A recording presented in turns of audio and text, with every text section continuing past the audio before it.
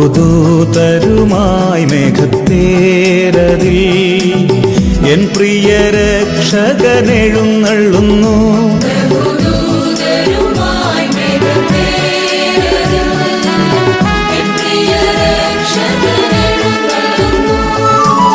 സർവമിഴികളും ദർശിച്ചിടുമാ പ്രത്യക്ഷത N യേശു വരുമ്പോൾ.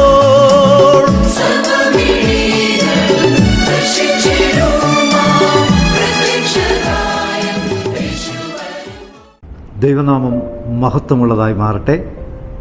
Alappuzha Pathanamthitta YouTube ചാനലിലേക്ക് എല്ലാ പ്രിയ പ്രേക്ഷകരെയും ഞാൻ സ്വാഗതം ചെയ്യുന്നു. ദൈവം നമ്മളെ എല്ലാവരെയും അനുഗ്രഹിക്കുമാറാകട്ടെ എന്ന് ഞാൻ ആശംസിക്കുകയും ചെയ്യും. നമ്മൾ കഴിഞ്ഞ ദിവസങ്ങളിലായി അല്ലെങ്കിൽ ഈ ക്വാർട്ടറിൽ പഠിച്ചുകൊണ്ടിരിക്കുന്നതായ ഭാഗം ഫിലിപ്പിയർക്കെഴുതിയ ലേഖനത്തെക്കുറിച്ചാണ്. എന്തുകൊണ്ടാണ് പൗലോസ് ഈ കത്ത് ഫിലിപ്പിയർക്കെഴുതിയത് എന്നുള്ളത് നാം പഠിച്ചു. ഫിലിപ്പിയ സഭയിൽ ഉടലെടുത്തതായ അനൈക്യത്തെ അത് മാറ്റിയെടുക്കുന്നതിന് വേണ്ടി, ഇല്ലാതാക്കുന്നതിന് വേണ്ടി അവരെ പ്രബോധിപ്പിക്കുന്നതായ ലേഖനമാണ് ഫിലിപ്പിയർ എന്ന പുസ്തകം. അതിൽ ഇന്ന് നമുക്ക് പഠിക്കുവാനായിട്ടുള്ളത് രാത്രിയിൽ വെളിച്ചങ്ങൾ പോലെ പ്രകാശിക്കുന്നു എന്നുള്ള ഭാഗമാണ്. രാത്രിയിൽ വെളിച്ചങ്ങൾ പോലെ പ്രകാശിക്കുന്നു. ഇവിടെ നോക്കുക, ആ ഹെഡിങ്ങിൽ തന്നെ രാത്രിയും വെളിച്ചവും അല്ലെങ്കിൽ ഇരുട്ടും പ്രകാശവും, അത് ഇസ് കോൺട്രഡിക്ടറി. വെളിച്ചം, ഇരുട്ട്, അതിൻ്റെ നേരെ ഓപ്പോസിറ്റായിട്ടാണ് നമുക്ക് കാണുന്നത്. ഈ വെളിച്ചവും ഇരുട്ടും എന്ന് പറയുന്നത് ഇത് രണ്ട് അവസ്ഥകളാണ്. ഇരുട്ട് എന്ന് പറയുമ്പോൾ വെളിച്ചമില്ലാത്ത അവസ്ഥ, വെളിച്ചം ഇല്ലാത്ത അവസ്ഥയാണ് നമ്മൾ ഇരുട്ട് എന്ന് പറയും. അങ്ങനെ ഇരുട്ടിൽ പ്രകാശിക്കുന്നതായ ഗോളങ്ങളായി മാറുക എന്നാണ് നാം പഠിക്കുവാൻ പോകുന്നത്. നമുക്കറിയാം, നല്ല ഇരുട്ടുള്ളതായ ഒരു രാത്രിയിൽ പൂർണ്ണ ചന്ദ്രൻ നിൽക്കുമ്പോൾ അതെത്രമാത്രം പ്രകാശിതമാണ് എന്ന് നാം കണ്ടിട്ടുണ്ട്. അതുപോലെ തന്നെ നക്ഷത്രങ്ങൾ ഇങ്ങനെ പ്രകാശം വമിക്കുന്നതായ, പ്രകാശം കൊണ്ടുവരുന്നതായ ഗോളങ്ങളായി അല്ലെങ്കിൽ മനുഷ്യരായി നാം മാറുക. വെളിച്ചത്തെ നമുക്ക് രണ്ട് രീതിയിൽ കൊണ്ടുവരാം. ഒന്ന് എന്ന് പറയുന്നത് സ്വയം പ്രകാശിക്കുക, അതായത് സൂര്യൻ സ്വയം പ്രകാശിക്കും, അല്ലെങ്കിൽ സ്റ്റാർസ്, അത് സ്വയം പ്രകാശിക്കാൻ അതിന് കഴിവുണ്ട്. എന്നാൽ നമ്മുടെ ഭൂമി, പ്ലാനറ്റ്സ് ഓർ സാറ്റലൈറ്റ്സ്, അത് സൂര്യൻ്റെ പ്രകാശത്തെ റിഫ്ലക്റ്റ് ചെയ്യുകയാണ്. അങ്ങനെയാണ് അത് പ്രകാശിതമാകുന്നത്. അപ്പോൾ ഇവിടെ ഈ രണ്ടാമത് പറഞ്ഞതായ കാര്യങ്ങളായി മാറുവാനാണ് നമുക്ക് കൂടുതൽ സാധ്യത. കാരണം പ്രകാശത്തെ റിഫ്ലക്റ്റ് ചെയ്യുക, അതാണ് നമുക്ക് സാധിക്കുന്ന കാര്യം. കാരണം നമുക്ക് സ്വയം പ്രകാശിക്കുവാൻ സാധ്യമല്ല. പിന്നെയോ കർത്താവിൻ്റെ പ്രകാശത്തെ നമുക്ക് വിളങ്ങുവാനായിട്ട് സാധിക്കും. അപ്പോൾ നമുക്ക് അതിൻ്റെ ആ മനപ്പാഠവാക്യത്തിലേക്ക് ഒന്ന് കണ്ണോടിക്കാം. മനപ്പാഠവാക്യം നോക്കുക. ഫിലിപ്പിയർക്ക് എഴുതിയ ലേഖനം 2-ാം അധ്യായത്തിൻ്റെ 14-15 വാക്യങ്ങളാണ്. അതിപ്രകാരമാണ് എഴുതിയിരിക്കുന്നത്: വക്രതയും കോട്ടവുമുള്ള തലമുറയുടെ നടുവിൽ നിങ്ങൾ അനിന്യരും പരമാർത്ഥികളും ദൈവത്തിൻ്റെ നിഷ്കളങ്ക മക്കളുമാകേണ്ടതിന് എല്ലാ പിറുപിറുപ്പും വാദവും കൂടാതെ ചെയ്യുവിൻ. അവരുടെ നടുവിൽ നിങ്ങൾ ജീവൻ്റെ വചനം പ്രമാണിച്ചുകൊണ്ട് ലോകത്തിൽ ജ്യോതിസ്സുകളെ പോലെ പ്രകാശിക്കുന്നു. നോക്കുക, ഞാൻ പറഞ്ഞു ഫിലിപ്പ്യ സഭയിൽ ഉടലെടുത്തതായ ആ അനൈക്യം, അഭിപ്രായ വ്യത്യാസങ്ങൾ, അതിനെ ഇല്ലായ്മ ചെയ്യുന്നതിന് വേണ്ടി പൗലോസ് അപ്പോസ്തലൻ എഴുതിയതായ കത്താണ് ഫിലിപ്പ്യ ലേഖനമെന്ന് പറയുന്നത്. അതിൽ കഴിഞ്ഞ ആഴ്ച നമ്മൾ കണ്ടു, പൗലോസ് അപ്പോസ്തലൻ അവരെ പ്രബോധിപ്പിക്കുകയാണ്, നിങ്ങൾ എന്ത് ചെയ്യണം? നിങ്ങൾ ഏക മനസ്സുള്ളവരായി, ഏക സ്നേഹം കൊണ്ട്, ഐക്യമത്യപ്പെട്ട്, ഏകഭാവമുള്ളവരായി തീരുക. ക്രിസ്തുവേശുവിൻ്റെ ഭാവം നിങ്ങളിൽ ഉണ്ടായിരിക്കട്ടെ എന്ന് പൗലോസ് അപ്പോസ്തലൻ പറയുകയാണ്. ഏകഭാവം, ഏക മനസ്സ്, ഏക സ്നേഹം. ഇതേക്കുറിച്ച് വിശദമായി നമ്മൾ കഴിഞ്ഞ ആഴ്ച പഠിച്ചതുകൊണ്ട് അതിലേക്ക് നമുക്ക് പോകണ്ട. അതുകൊണ്ട് നിങ്ങൾ ക്രിസ്തുവിൻ്റെ ഭാവം. എന്താണ് ക്രിസ്തുവിൻ്റെ ഭാവം? ക്രിസ്തു ഈ ഭൂമിയിൽ ജീവിച്ചിരുന്നപ്പോൾ ക്രിസ്തുവിലൂടെ നാം കണ്ടതായ ക്രിസ്തുവിൻ്റെ സ്വഭാവ വൈശിഷ്ട്യങ്ങൾ, സ്നേഹം, കരുണ, ദയ, പരോപകാരം, ദീർഘക്ഷമ, ശത്രുവിനെ സ്നേഹിക്കുവാൻ സാധിക്കുന്നത്, സേവനം ചെയ്യുവാനുള്ള, ത്യാഗം ചെയ്യുവാനുള്ള മനസ്സ്, ഇതൊക്കെയാണ് ക്രിസ്തുവിൻ്റെ ഭാവങ്ങൾ എന്ന് നാം കാണും. അതുകൊണ്ട് ഈ ഭാവം നമ്മുടെ ജീവിതത്തിലും നാം ഉണ്ടാക്കിയെടുക്കുക. സ്നേഹവും സഹിഷ്ണുതയും ദയയും കരുണയും അനുസരണവുമൊക്കെ നാം നമ്മുടെ ജീവിതത്തിൽ ഉണ്ടാക്കിയെടുക്കുമ്പോൾ നമ്മൾ വിവേകശാലികളായി മാറും, ജ്ഞാനം ലഭിച്ചവരായി മാറും. ജ്ഞാനം ലഭിക്കുമ്പോൾ നാം വിവേകമുള്ളവരായി മാറും. അങ്ങനെ വിവേകവും ജ്ഞാനവുമുള്ള ഒരു കൂട്ടം ജനമായി നമ്മളെ മറ്റുള്ളവർ വീക്ഷിക്കും. അങ്ങനെയായി മാറുമ്പോൾ നാം എന്തായിട്ട് മാറുന്നു? നാം എല്ലാം ജ്യോതിസ്സുകളായി മാറുന്നു, വെളിച്ചങ്ങളായി മാറും. അതുകൊണ്ടാണ് ക്രിസ്തു പറഞ്ഞത്, നിങ്ങൾ ലോകത്തിൻ്റെ വെളിച്ചമാകുന്നു, മലമേലിരിക്കുന്ന പട്ടണം മറഞ്ഞിരിപ്പാൻ പാടില്ല. അപ്പോൾ ഞാനും നിങ്ങളുമൊക്കെ എന്താണ്? ജ്യോതിസാണ്, വിളക്കാണ്, ശോഭിക്കേണ്ടവരാണ്. അത് നാം മനസ്സിലാക്കുന്നില്ല എന്നുള്ളതാണ്. എന്നിലും നിങ്ങളിലും പ്രകാശമുണ്ട്. ആ പ്രകാശത്തെ നാം തിരിച്ചറിയണം. നാം വിചാരിക്കും ഞാൻ ഇന്നയാളല്ലേ, ഇന്നതല്ലേ, എനിക്ക് ഇന്നിടത്തുള്ള, അല്ലെങ്കിൽ എനിക്ക് വിദ്യാഭ്യാസമില്ലാത്തവനാണ്, ഞാൻ പാമരനാണ്, പണ്ഡിതനല്ല എന്നൊക്കെ പറയും, എന്നൊക്കെ ചിന്തിക്കാം. പക്ഷേ കർത്താവ് നമ്മളോട് പറയുന്നത് നിങ്ങൾ പ്രകാശമുള്ളവരാണ്, അല്ലെങ്കിൽ നിങ്ങൾ പ്രകാശിക്കേണ്ട വ്യക്തികളാകുന്നു എന്നാണ് ദൈവം, കർത്താവ് നമ്മളോട് പ്രബോധിപ്പിക്കുന്നത്. അങ്ങനെ വെളിച്ചം വമിക്കുന്നവരായി മാറണം. ഇരുട്ടിൽ ജീവിക്കുവാൻ പാടില്ല. ഒരു ചൊല്ല് നമ്മളൊക്കെ കേട്ടിട്ടുണ്ട്. എന്താണ്? വെളിച്ചം ദുഃഖമാണുണ്ണി, തമസല്ലോ സുഖപ്രദം. വെളിച്ചം ദുഃഖമാണുണ്ണി, തമസല്ലോ സുഖപ്രദം. ഒരു കൂട്ടർക്കത് ശരിയാണ്. കാരണം വെളിച്ചത്തിൽ നടക്കുവാൻ, വെളിച്ചം പുറപ്പെടുവിക്കുവാൻ അല്പം പാടുള്ള കാര്യമാണ്, അത് പ്രയാസമുള്ള കാര്യമാണ്. അത് മറ്റുള്ളവരിൽ നിന്നും മാറി നടക്കേണ്ടതായ ഒരു അനുഭവമാണ്. അങ്ങനെ അനുഭവം ആകുമ്പോൾ മാത്രമേ നമുക്ക് ജ്യോതിസ്സുകളെ പോലെ ശോഭിക്കുവാൻ സാധിക്കത്തുള്ളൂ. അല്ലെങ്കിൽ നമുക്ക് മറ്റുള്ളവരുടെ കൂടെ സുഖമായിട്ട് യാത്ര ചെയ്യാം, ഒന്നും അറിയേണ്ട കാര്യമില്ല. പണ്ടൊരു ചൊല്ല് കേട്ടിട്ടുണ്ട്, എന്താ, കൂട്ടത്തിൽ പാട്ടും വെള്ളത്തിൽ പൂട്ടുമെന്ന് കേട്ടു. കൂടെ പാടാൻ എല്ലാവർക്കും സാധിക്കും, ഒറ്റയ്ക്ക് പാടാനാണ് പ്രയാസം. അത് തന്നെയാണ് ഇരുട്ടിൽ സഞ്ചരിക്കുവാൻ, അല്ലെങ്കിൽ നമ്മൾ ലോകത്തിൻ്റെ കൂടെ മൂവ് ചെയ്യാൻ, there is no problem. പക്ഷേ നാം നമ്മുടേതായ വഴിയിലൂടെ ഏകാന്തനായി യാത്ര ചെയ്യുവാനാണ് ബുദ്ധിമുട്ട്. അതുകൊണ്ട് വെളിച്ചം ഉള്ള വ്യക്തിയുടെ ജീവിതമെന്ന് പറയുന്നത് എപ്പോഴും സന്തോഷപ്രദമാകണം എന്നില്ല എന്നുകൂടെ മനസ്സിലാക്കണം. അത് ഏതായാലും കർത്താവ് നമ്മളോട് പറയുന്നത് നമ്മൾ ദൈവത്തിൻ്റെ പ്രകാശത്തെ നമ്മളിലൂടെ റിഫ്ലക്റ്റ് ചെയ്യണം എന്നാണ്. ഇനി നമുക്ക് ഒന്നാമത്തെ ഭാഗത്തേക്ക് വരാം. ഞായറാഴ്ചത്തെ ഭാഗം, ദൈവം പ്രവർത്തിക്കുന്നത് നാം പ്രവർത്തിക്കുന്നു. ദൈവം പ്രവർത്തിക്കുന്നത് നാം പ്രവർത്തിക്കുന്നു. അതിനെ നമുക്ക് വേണമെങ്കിൽ ഒരല്പം ചേഞ്ചാക്കി വേണമെങ്കിൽ പറയാം, ദൈവം പ്രവർത്തിക്കേണ്ടത് നമ്മളിലൂടെയാണ്.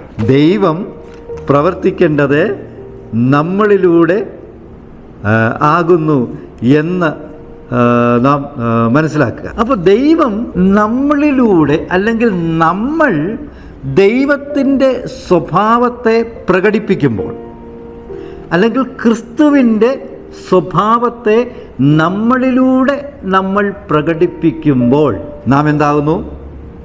ദൈവം പ്രവർത്തിക്കുന്നതിനോട് തുല്യമായി മാറുകയാണ്. കർത്താവ് ഈ ഭൂമിയിലായിരുന്നപ്പോൾ എപ്രകാരമായിരുന്നുവോ ദൈവത്തെ അനുസരിച്ചത്, അപ്രകാരം അനുസരണമുള്ളവരായി നാം മാറണം. താഴ്മയുള്ളവരായി നാം മാറണം. സ്നേഹമുള്ളവരായി നാം മാറണം. കരുണയുള്ളവരായി നാം മാറണം. അങ്ങനെ ദൈവത്തിൻ്റെ സ്വഭാവത്തെ നമ്മളുടെ ശരീരത്തിലേക്ക് നാം കൊണ്ടുവരിക. അങ്ങനെ കൊണ്ടുവരുമ്പോൾ നാം അത് പ്രവൃത്തിയിലൂടെ പ്രകടമാക്കും, അല്ലെങ്കിൽ അനുസരണമുള്ളവരായി മാറും. അതാണ് പൗലോസ് അപ്പോസ്തലൻ ഫിലിപ്പിയരോട് പറയുന്നത്, നിങ്ങൾ അനുസരണത്തിൽ തുടരുക എന്നാണ് പറയുന്നത്. നിങ്ങൾ അനുസരണത്തിൽ തുടരുക. അനുസരണം എങ്ങനെയാണ് കാണിക്കുന്നത്? നമുക്ക് പറയാം, നിങ്ങൾ അനുസരണത്തിൽ തുടരുക എന്ന് പറഞ്ഞാൽ, അനുസരണം എന്ന് പറയുന്നത് നമ്മുടെ പ്രവൃത്തിയിലൂടെയാണ് കാണിക്കേണ്ടത്. അനുസരണം എന്ന വാക്ക് എഴുതി നമ്മുടെ തോളിൽ തൂക്കിയിട്ടിട്ട് കാര്യമില്ല. നമ്മുടെ പ്രവൃത്തിയിലൂടെ എന്ന് പറഞ്ഞാൽ പ്രായോഗിക തലത്തിൽ നാം അത് കൊണ്ടുവരണം. പ്രയോഗത്തിലൂടെ നാം അത് കാണിക്കണം. ജീവിതത്തിലൂടെ നാം അത് കാണിക്കണം. അങ്ങനെ കാണിക്കുമ്പോഴാണ് നമ്മൾ അനുസരണമുള്ളവരായി മാറുന്നത്. ഫിലിപ്പിയർക്ക് എഴുതിയ ലേഖനം 2:12-13 ഭാഗങ്ങളിൽ പൗലോസ് അപ്പോസ്തലൻ ഇതിനാണ് ഊന്നൽ നൽകിയിരിക്കുന്നത്. നിങ്ങൾ എല്ലായ്പ്പോഴും അനുസരിച്ചതുപോലെ നിങ്ങളുടെ രക്ഷയ്ക്കായി പ്രവർത്തിക്കുക. ഇനി അനുസരണം എന്തിനു വേണ്ടിയാണ്? അനുസരണമെന്ന് പറയുന്നത് നമ്മളുടെ രക്ഷയ്ക്ക് വേണ്ടി. അപ്പോൾ ഞാനും നിങ്ങളുമൊക്കെ രക്ഷ പ്രാപിക്കുന്നതിന് വേണ്ടിയുള്ള തത്രപ്പാടിലാണ്. അല്ലെ, നമ്മുടെ ഫൈനൽ ഡെസ്റ്റിനേഷൻ എന്ന് പറയുന്നത് രക്ഷയാണ്.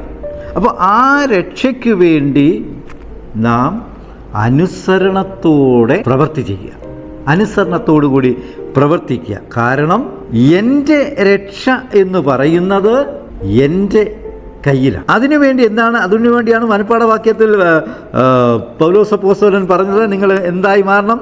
കോട്ടവുമുള്ള തലമുറയുടെ നടുവിൽ നിങ്ങൾ അനിന്യരും പരമാർത്ഥികളും ദൈവത്തിൻ്റെ നിഷ്കളങ്ക മക്കളും ആകണം. എല്ലാം വെറുവെറുപ്പും വാദവും കൂടാതെ ചെയ്യുവിൻ. അവരുടെ നടുവിൽ നിങ്ങൾ ജീവൻ്റെ വചനം പ്രമാണിച്ചുകൊണ്ട് ലോകത്തിൽ ജ്യോതിസുകളെ പോലെ പ്രകാശിക്കുക എന്ന് പറയും. അത് നമ്മുടെ രക്ഷയ്ക്ക് വേണ്ടിയാണ്. അപ്പോൾ എൻ്റെ രക്ഷ എൻ്റെ കയ്യിലാകുന്നു. ആ രക്ഷയെന്ന് പറയുന്നത് it's free. It's A free gift of God. അത് പക്ഷേ ആ ഒരു ലക്ഷ്യത്തിലേക്ക് നാം എത്തിച്ചേർന്ന് കഴിയുമ്പോഴേ അത് നമുക്ക് കിട്ടുകയുള്ളൂ. ഇത് ഒളിമ്പിക്സ് പോലെ. ഈ ഒളിമ്പിക്സിൽ എന്താണ്? ഒളിമ്പിക്സിൽ നമുക്കറിയാം, അനേക നാളത്തെ പ്രയത്നമാണ്, കഠിനമായിട്ടുള്ള പ്രയത്നമാണ്. ഇങ്ങനെ അനേക നാളുകൾ കഠിനമായി പ്രയത്നിച്ച് ഒളിമ്പിക്സ് ദിനത്തിൽ അവർ പോരാടി വിജയിക്കുകയാണ്. അങ്ങനെ പോരാടി വിജയിക്കുമ്പോഴാണ് അവരുടെ തലയിൽ ആ കിരീടം അണിയിക്കുന്നത്. അപ്പോൾ ഇതുപോലെയാണ് നാം രക്ഷ പ്രാപിക്കേണ്ട രീതി എന്ന് പറയും. നാം എല്ലാവരും ഒരു ഓട്ടത്തിലാകുന്നു എന്നുള്ളതാണ്. രക്ഷയ്ക്ക് വേണ്ടിയുള്ള ഓട്ടത്തിൽ, ആ രക്ഷയ്ക്ക് വേണ്ടി ഉള്ള ഓട്ടത്തിൽ, അല്ലെങ്കിൽ ആ പ്രയാണത്തിൽ നമുക്ക് നമ്മുടെ നന്മപ്രവർത്തികൾ കൊണ്ടത് നേടിയെടുക്കുവാൻ സാധിക്കത്തില്ല. ഒന്ന്, നാം അനുസരണമുള്ളവരാകണം. ദൈവത്തിൻ്റെ വചനത്തെ നാം അനുസരിക്കണം. നമ്മൾ വക്രതയും കോട്ടവുമുള്ള തലമുറയുടെ നടുവിൽ നമ്മൾ ജ്യോതിസുകളായി ആയിരിക്കണം. അങ്ങനെ നമ്മൾ പ്രവർത്തിക്കുമ്പോൾ ദൈവം നമുക്ക് വേണ്ടി പ്രവർത്തിക്കും. നാം ആ പ്രവർത്തനത്തിൻ്റെ അന്ത്യത്തിലെത്തുമ്പോൾ ലഭിക്കുന്ന പാരിതോഷികമാണ് നമുക്ക് രക്ഷ എന്ന് പറയുന്നു. അത് ദൈവത്തിൻ്റെ ദാനമാണെന്ന് നമ്മൾ കണ്ടു. അതിൻ്റെ അർത്ഥം ദൈവം ചുമ്മാതെ ഇങ്ങെടുത്ത് ദൈവത്തിന് ഇഷ്ടമുള്ളവർക്ക് കൊടുക്കുക എന്നുള്ളതല്ല. ദൈവത്തിൻ്റെ പ്രവൃത്തിയെ പ്രവർത്തിച്ചു തീർക്കുന്നതായ മനുഷ്യർക്കുള്ള ദൈവത്തിൻ്റെ ഫ്രീ ആയിട്ടുള്ള ഗിഫ്റ്റാണ് രക്ഷ, അല്ലെങ്കിൽ ദാറ്റ് അവാർഡ് എന്നാണ് നാം കാണുന്നത്.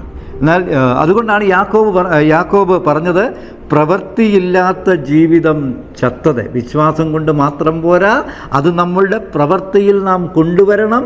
അങ്ങനെ പ്രവൃത്തിയില്ല എങ്കിൽ നമ്മുടെ ജീവിതം ചത്തതാകും എന്ന് നമുക്ക് മനസ്സിലാക്കാനായിട്ട് സാധിക്കും. അതുകൊണ്ട് നാം ദൈവത്തിൻ്റെ വചനത്തെ നമ്മളിലേക്ക് ഉൾക്കൊള്ളുമ്പോൾ, ദൈവത്തിൻ്റെ കരങ്ങളിലേക്ക് നമ്മൾ ഏൽപ്പിച്ചു കൊടുക്കുമ്പോൾ, ദൈവം നമ്മളെ പുനഃസൃഷ്ടിക്കുന്നു. ദൈവം നമ്മളെ മാറ്റി മറിക്കുന്നു. എങ്ങനെയാണ്? പരിശുദ്ധാത്മാവിലൂടെ നമ്മളെ ജ്യോതിസുകളാക്കി ദൈവം മാറ്റും എന്നുള്ളതാണ് നാം പഠിക്കുന്നത്. ഇനി അടുത്ത ഭാഗത്തേക്ക് നമുക്ക് പോകാം. തിങ്കളാഴ്ചത്തെ ഭാഗം ഇരുണ്ട ലോകത്തിലെ വെളിച്ചം. ഇരുണ്ട ലോകത്തിലെ വെളിച്ചം. ഈ ലോകമെന്ന് പറയുന്നത് നമുക്കറിയാം, ഇത് ഇരുട്ടിൽ കിടക്കുന്ന ലോകമാണ്. സോക്രട്ടീസിനെ കുറിച്ച് നമ്മളൊരു കഥ കേട്ടിട്ടുണ്ട്.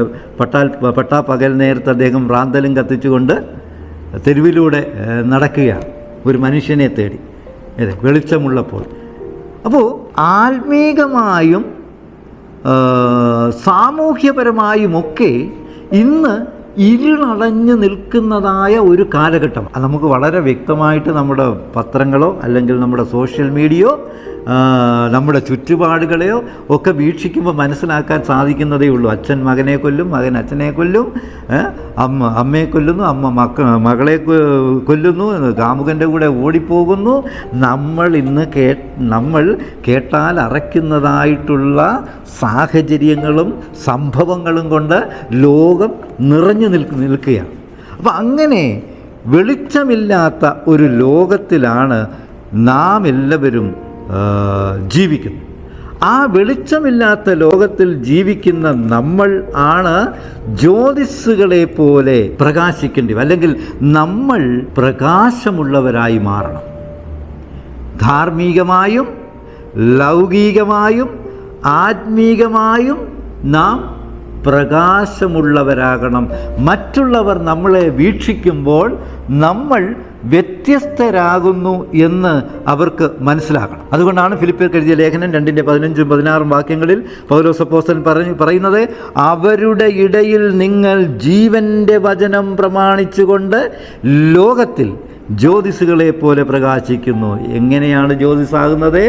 അവരുടെ ഇടയിൽ നിങ്ങൾ ജീവൻ്റെ വചനം, ദൈവത്തിൻ്റെ വചനം, ക്രിസ്തുവിൻ്റെ വചനം അത് പ്രമാണിക്കുമ്പോൾ എന്തായി മാറുന്നു? ലോകത്തിൽ ജ്യോതിസുകളെ പോലെ പ്രകാശിക്കുന്നു. അതുകൊണ്ട് ഞാനും നിങ്ങളും ജ്യോതിസായി മാറണം. എങ്ങനെ? ജീവൻ്റെ വചനത്തെ നാം പ്രമാണിക്കണം. പ്രമാണിച്ചേ പറ്റൂ, അല്ലെങ്കിൽ എനിക്കും നിങ്ങൾക്കും വെളിച്ചമാകുവാൻ സാധ്യമല്ല എന്ന് നാം മനസ്സിലാക്കണം. അങ്ങനെ നാം പ്രകാശിതരാകുമ്പോൾ മറ്റുള്ളവർ നമ്മളെ കാണുകയും നമ്മിലേക്ക് ആകർഷിക്കപ്പെടുകയും ചെയ്യും. നേരെ മറിച്ച് നമ്മളും ലോകത്തെ പോലെ, ലോകത്തിലുള്ളവരെ പോലെ, അല്ലെ ലോകത്തിന് അനുരൂപരായിക്കൊണ്ട് ജീവിക്കുകയാണെങ്കിൽ നമുക്ക് പ്രത്യേകം there is no individuality for us. നമുക്ക് പ്രത്യേകം വ്യക്തിത്വമൊന്നുമില്ല. നാം മറ്റുള്ളതിൻ്റെ കൂടെ ഇങ്ങനെ പോകുന്നു എന്ന് മാത്രം. എന്നാൽ ഈ ജ്യോതിസുകളെ പോലെ പ്രകാശിക്കുന്നതായ വ്യക്തികൾ അവരെന്തായി മാറും? നിഷ്കളങ്കരായി മാറും. അപ്പോഴാണ് നിഷ്കളങ്കരായി ജീവൻ്റെ വചനം പ്രമാണിക്കുന്നവർ നിഷ്കളങ്കരാകുന്നു. ആ നിഷ്കളങ്കർ എന്ന് പറഞ്ഞാൽ കുറ്റമില്ലാത്തവർ. ആരും നിങ്ങളെ നോക്കി പരിഹസിക്കില്ല. ആരും നിങ്ങളെ നോക്കി കുറ്റപ്പെടുത്തുകയില്ല. എന്ത് ചെയ്യണം? ജീവൻ്റെ വചനം നമ്മൾ പ്രമാണിക്കണം. ആ ജീവൻ്റെ വചനത്തെ പ്രമാണിക്കുന്ന ഒരു വ്യക്തിയെ സംബന്ധിച്ചിടത്തോളം അവൻ്റെ മുൻപിൽ അവൻ ഒരിക്കലും ഒരു നീചകാര്യവും കാണുകയില്ല. വീണ്ടും അതാണ് പറഞ്ഞത്, ഞാൻ ഒരു നീചകാര്യം എൻ്റെ കണ്ണിന് മുൻപിൽ വയ്ക്കുകയില്ല. ആ നീചകാര്യം കണ്ടാൽ അവൻ മാറിപ്പോവും, അല്ലെങ്കിൽ മറ്റുള്ളവരും അങ്ങോട്ട് ചാടാതിരിക്കുവാൻ അവൻ പരിശ്രമിക്കും. അതുകൊണ്ടാണ് പറഞ്ഞത്, നിങ്ങൾ ജ്യോതിസുകളാകാം. B different. നിങ്ങളുടെ വഴികൾ വ്യത്യസ്തമായിരിക്കണം, നിങ്ങളുടെ ചിന്തകൾ വ്യത്യസ്തമായിരിക്കണം, നിങ്ങളുടെ വീക്ഷണം വ്യത്യസ്തമായിരിക്കണം. എങ്കിൽ മാത്രമേ വെളിച്ചമാകുവാൻ സാധിക്കുകയുള്ളൂ. അതെ, ജീവൻ്റെ വചനം മുറുകെ പിടിക്കുക, ക്രിസ്തുവിൻ്റെ ദിവസത്തിനായി മുന്നോട്ട് പോവുക. ക്രിസ്തുവിൻ്റെ ദിവസത്തിനായി, താൻ വീണ്ടും വരുന്നതായ സപ്തദിന പുനരാഗമന കാംക്ഷികളായ നമ്മൾ മേഘാരൂഢനായി വരുന്ന ക്രിസ്തുവിൻ്റെ രണ്ടാം വരവിന് വേണ്ടി നോക്കി പാർത്തുകൊണ്ടിരിക്കുന്നതായ വ്യക്തികളായി മാറും ജ്യോതിസുകളാകുമ്പോൾ. അത് നാം പ്രത്യേകം ഓർക്കുക. നമുക്കിനിയും അടുത്ത ഭാഗത്തേക്ക് പോകാം. ചൊവ്വാഴ്ചത്തെ ഭാഗം ജീവനുള്ള യാഗം. അപ്പോൾ ഒരു ക്രിസ്ത്യാനിയുടെ ജീവിതമെന്ന് പറയുന്നത്, പണ്ടൊരു ക്ലാസ്സിൽ ഞാൻ പറഞ്ഞിട്ടുണ്ട്, it's not a bed of roses. അത് പുഷ്പങ്ങൾ കൊണ്ട് അലങ്കൃതമായ ഒരു കിടക്കയല്ല ഒരു ക്രിസ്തീയ പൈതലിൻ്റെ ജീവിതം. അത് ത്യാഗത്തിൻ്റെയും സഹനത്തിൻ്റെയും ഒക്കെ ജീവിതമാണ്. അല്ലാതെ നമുക്ക് ഈ എല്ലാ ലൗകികതയിലും മുഴുകി ജീവിക്കുവാൻ സാധ്യമല്ല യഥാർത്ഥ ക്രിസ്ത്യാനികൾ. പക്ഷേ ഇപ്പോൾ പലപ്പോഴും നമ്മൾ ലോകത്തിൻ്റെ ഈ ലൗകികതയിലേക്ക് മുങ്ങിപ്പോകുന്നതായ ഒരു സാഹചര്യത്തിലാണ് ജീവിക്കുന്നത് എന്നുള്ളതാണ്. പലപ്പോഴും നമ്മൾ ഈ ലൗകികത നമ്മളെ ആകർഷിക്കുകയാണ്, അറിയാതെ നാം പലപ്പോഴും വീണുപോകുന്നു. അതുകൊണ്ട് ജീവിതത്തിൻ്റെ കംഫർട്ടൊന്നും ആസ്വദിക്കരുത് എന്നല്ല പറഞ്ഞതിൻ്റെ അർത്ഥം. നമുക്ക് നന്മയായിട്ടുള്ളത് സകലതും നമുക്ക് വേണ്ടി ഉള്ളതാണ്, അതൊക്കെ നാം സ്വീകരിക്കേണ്ടവരാണ്. എന്നാൽ ലൗകികതയിൽ നാം മുഴുകി ജീവിക്കുവാൻ പാടില്ല. കാരണം നമ്മൾ ജീവിക്കുന്നത് ക്രിസ്തുവിന് വേണ്ടിയാണ്. നമ്മൾ ജീവിക്കുന്നത് ക്രിസ്തുവിന് വേണ്ടി. പൗലോസ് അപ്പോസ്തലൻ പറഞ്ഞതാണ്, ജീവിക്കുന്നത് ക്രിസ്തുവും മരിക്കുന്നത് ലാഭവും എന്ന് പറയുന്നു. അപ്പോൾ അതുകൊണ്ട് നമ്മളുടെ ജീവിതം എന്ന് പറയുന്നത് ഒരു യാഗമാണ്. അല്ലെങ്കിൽ വിശ്വാസത്തിൽ അധിഷ്ഠിതമായി നാം ജീവിക്കുമ്പോൾ നമ്മെ തന്നെ നാം ക്രിസ്തുവിന് സമർപ്പിക്കുകയാണ്. അതൊരു ശുശ്രൂഷയാണ്. അപ്പോൾ ആ ഒരു ശുശ്രൂഷയിൽ നമുക്ക് പലപ്പോഴും പലതും സഹിക്കേണ്ടി വരും, പലതും ത്യജിക്കേണ്ടി വരും, ദുർഘടമായ പല ഘട്ടങ്ങളിലൂടെ കടന്നു പോകേണ്ടി വരും, പ്രാണത്യാഗത്തോളം ചിലപ്പോൾ പോകേണ്ടി വരും എന്നുള്ളത് നാം മനസ്സിലാക്കണം. അതുകൊണ്ട് ക്രിസ്തീയ ജീവിതം ത്യാഗത്തിൻ്റേതാണ്, സമർപ്പണത്തിൻ്റേതാണ്. മറ്റുള്ളവർക്ക് വേണ്ടി നാം ത്യജിക്കുക. ചില സന്ദർഭങ്ങളിൽ നമ്മെ പോലും നാം ത്യജിക്കേണ്ടി വരുന്നു എന്നുള്ളതാണ്. കാരണം ക്രിസ്തു തന്നെ ത്യജിച്ചു എന്ന് നാം മനസ്സിലാക്കുക. എവിടെ? ക്രൂശിലെ യാഗത്തോളം. അപ്പോൾ അതുകൊണ്ടാണ് പൗലോസ് അപ്പോസ്തലൻ ഇവിടെ പറയുകയാണ്, എൻ്റെ ജീവിതം ഒരു പാനീയയാഗമാണ്. പാനീയയാഗം അത് ഓരോ ദിവസവും സുഖം അനുഭവിച്ചുകൊണ്ടുള്ളതൊന്നല്ല. കഷ്ടതയും പട്ടിണിയും പ്രയാസവും ദുഃഖവും വേദനയും പരിഹാസവും മർദ്ദനവും ഇതൊക്കെ ഏറ്റുകൊണ്ടുള്ളൊരു ജീവിതമായിരുന്നു പൗലോസ് അപ്പോസ്തലൻ്റെ. അതുകൊണ്ട് ദൈവത്തെ പിൻഗമിക്കുന്നവരെ സംബന്ധിച്ചിടത്തോളം അവരുടെ ജീവിതം ഒരു യാഗമാക്കേണ്ടി ഇരിക്കുന്നു. അവർ ക്രിസ്തുവിന് വേണ്ടി കഷ്ടപ്പെടേണ്ടിയിരിക്കുന്നു. അവർ സേവന തൽപരരായിരിക്കണം, ത്യാഗസമ്പന്നരായിരിക്കണം. നമുക്കൊക്കെ ഇതൊക്കെ കഴിയുമോ എന്നൊന്ന് ആലോചിക്കുക. കാരണം നാം ഒക്കെ ക്രിസ്തുവിനെ പിൻഗമിക്കുന്നവരാണ്.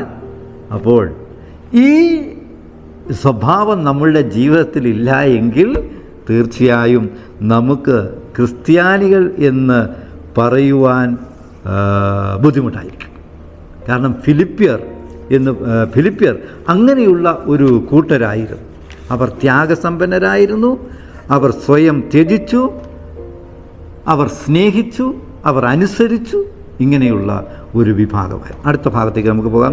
അതായത് ബുധനാഴ്ചത്തെ ഭാഗം, തെളിയിക്കപ്പെട്ട സ്വഭാവം. നമ്മളൊക്കെ ഈ ഭൂമിയിൽ ജീവിക്കുകയാണ്. നേരത്തെ നമ്മൾ പറഞ്ഞ പോലെ ജീവൻ്റെ ജ്യോതിസുകളായിട്ട് മാറേണ്ടവരാണ്. ഇത് നാം ജീവൻ്റെ ജ്യോതിസാകുന്നുവോ വെളിച്ചമാകുന്നുവോ എന്ന് നാം ചിന്തിച്ചിട്ട് കാര്യമില്ല, അല്ലെങ്കിൽ നമ്മൾ തന്നെ ചിന്തിച്ചിട്ട് കാര്യമില്ല. പിന്നെയോ മറ്റുള്ളവർ നമ്മളെക്കുറിച്ച് പറയണം, മറ്റുള്ളവർ നമ്മളെ അങ്ങനെ വീക്ഷിക്കണം, കാണണം. എങ്കിൽ മാത്രമേ പൂർണ്ണതയിലെത്തും. അല്ല നമ്മൾ സ്വയം ഞാൻ അങ്ങനെയാണ് ഇങ്ങനെയാണ് അതാണ് ഇതാണെന്ന് പറഞ്ഞിട്ട് ഇവിടെ കാര്യങ്ങൾ ഒന്നും തന്നെ ഇല്ല. അതിനെ ഇവിടെ പൗലോസ് അപ്പോസ്തലൻ ചില ഉദാഹരണങ്ങൾ സമർത്ഥിക്കുന്നുണ്ട്. അതിൽ ഒന്നാമത്തേതാണ് തിമോത്തിയോസിനെ കുറിച്ച് പറയുന്നുണ്ട്. തിമോത്തിയോസ്, നമുക്കറിയാം തിമോത്തിയോസ് എന്ന് പറയുന്ന വ്യക്തി പൗലോസ് അപ്പോസ്തലൻ്റെ ശിഷ്യനായിരുന്നു. തിമോത്തിയോസ് തൻ്റെ ജീവിതം ക്രിസ്തുവിന് വേണ്ടി സമർപ്പിച്ച ഒരു വ്യക്തിയായിരുന്നു. അത് നമുക്ക് അറിയാം. തിമോത്തിയോസിനെ മാസിഡോണിയയിലേക്ക്, കൊരിന്തിലേക്ക്, പിന്നെ ശീലാസിനോടുകൂടെ പൗലോസിനോടുകൂടെ ഒക്കെ നാം കാണുന്നുണ്ട്. അവരോട് കൂടെ എല്ലാം ദൈവവേലയിൽ ശുഷ്കാന്തി കാണിക്കുന്നതായി നാം കാണുന്നു. അതുകൊണ്ട് പൗലോസ് അപ്പോസ്തലൻ അവനെക്കുറിച്ച് സാക്ഷ്യം പറഞ്ഞത് എങ്ങനെയാണ്? സമാന ചിന്താഗതിക്കാരൻ, പൗലോസിനെ പോലെ ചിന്തിക്കുന്നവൻ. മാത്രമല്ല ഊർജ്ജസ്വലൻ, സമർത്ഥനായിരുന്നു, ആക്റ്റീവായിരുന്നു, ഊർജ്ജസ്വലനായിരുന്നു. ഇനി അവർ തമ്മിലുള്ള ബന്ധമോ അപ്പൻ മകൻ ബന്ധം. വീണ്ടും എന്താ പറയുന്നത്?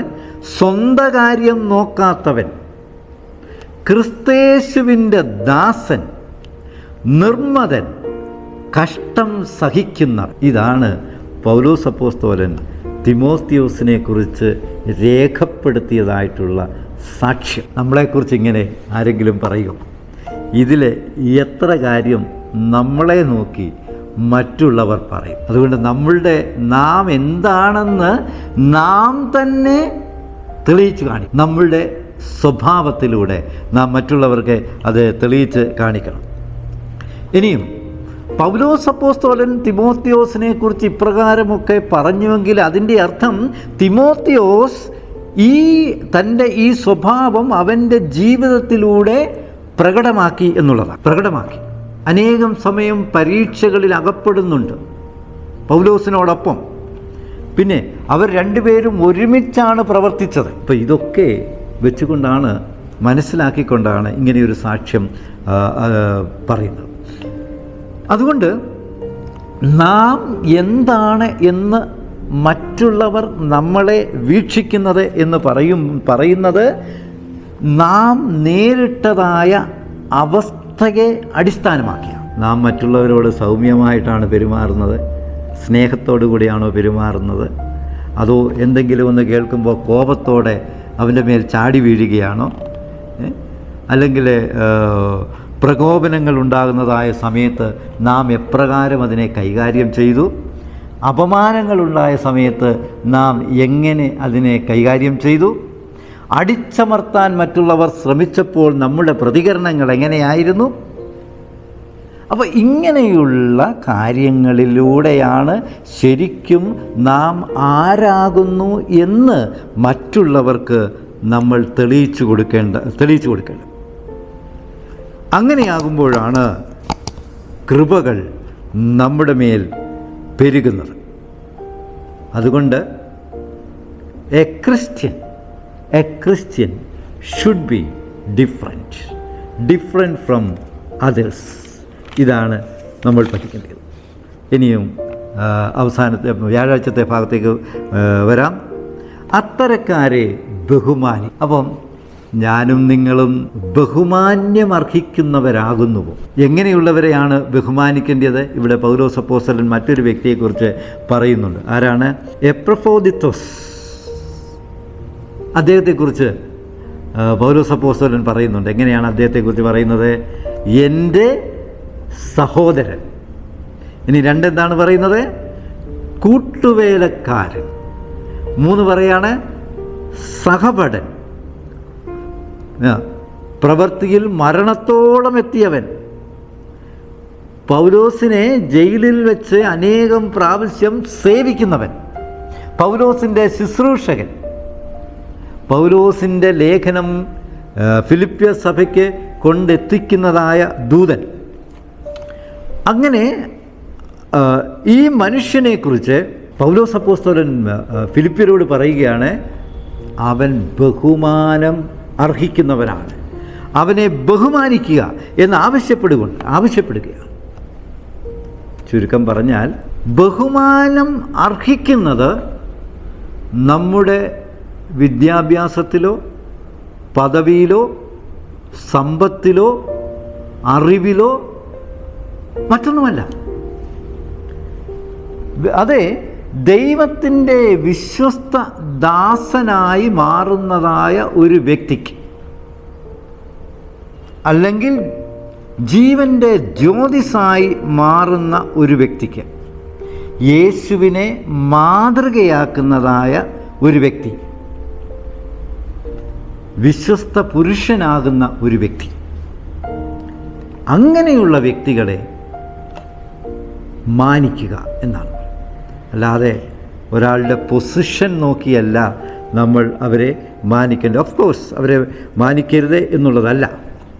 യഥാർത്ഥമായി നാം ഒരാളെ മാനിക്കേണ്ടത് അവൻ എപ്രകാരമാണ് ജീവിക്കുന്നത് എന്നുള്ളതിൻ്റെ അടിസ്ഥാനത്തിലാണ്. ജീവൻ്റെ വചനം ബഹുമാനിക്കുന്ന അനുസരിക്കുന്നതായ ഒരു വ്യക്തിയാകുന്നുവോ എന്നതിൻ്റെ അടിസ്ഥാനത്തിലാണ് നാം അവരെ ബഹുമാനിക്കും. ചുരുക്കി പറഞ്ഞാൽ നാമൊക്കെ ദൈവത്തിൻ്റെ ജ്യോതിസുകളായി മാറുകയാണെങ്കിൽ, ദൈവത്തിൻ്റെ വചനത്തെ വെളിച്ചത്തെ റിഫ്ലക്റ്റ് ചെയ്യുന്ന വ്യക്തികളായി മാറുകയാണെങ്കിൽ, തീർച്ചയായും ഈ ലോകവും നമ്മളെ ബഹുമാനിക്കും. ദൈവം നമുക്ക് അതിൻ്റെ പാരിതോഷികം നൽകും എന്നുള്ളതാണ് യാഥാർത്ഥ്യം. അപ്പോൾ അങ്ങനെയുള്ള വ്യക്തികളായി, ഇരുട്ടിൽ പ്രകാശിക്കുന്നതായ വ്യക്തികളായി മാറുവാൻ ദൈവം നമ്മളെ എല്ലാവരെയും സഹായിക്കുമാറാകട്ടെ എന്ന് ഞാൻ ആശംസിക്കുന്നു. നമുക്ക് ഒരു നിമിഷം പ്രാർത്ഥിക്കാം. ഞങ്ങളെ സ്നേഹിക്കുന്ന ഞങ്ങളുടെ വാഴ്ത്തപ്പെട്ട ദൈവമേ, ഒരു വലിയ പാഠം ഞങ്ങൾക്ക് വേണ്ടി അവിടുന്ന് നൽകിയതോർത്ത് സ്തോത്രം ചെയ്യും. അവിടുത്തെ മാനിക്കുന്നവരായി, അവിടുത്തെ ജീവൻ്റെ വചനത്തെ അനുസരിക്കുന്നവരായി, ജ്യോതിസുകളെപ്പോലെ പ്രകാശിക്കുന്നവരായി ഞങ്ങൾ മാറുവാൻ അവിടുന്ന് ഞങ്ങളെ പ്രബോധിപ്പിച്ചതോർത്ത് സ്തോത്രം ചെയ്യും.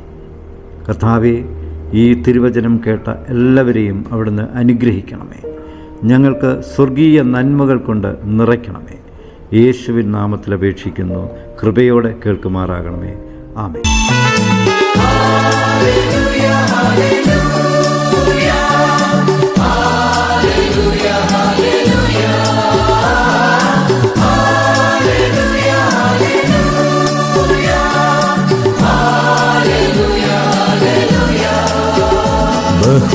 ബഹുദൂതരുമായി മേഘത്തേരതിൽ എൻ പ്രിയ രക്ഷകനെഴുന്നള്ളുന്നു.